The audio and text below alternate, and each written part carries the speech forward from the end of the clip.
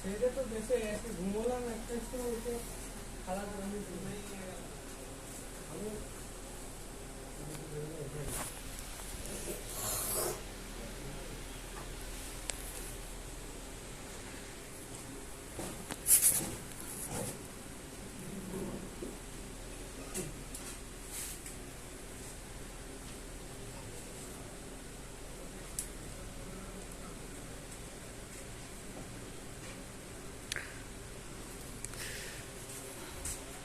hello আমার ছবি তুলতে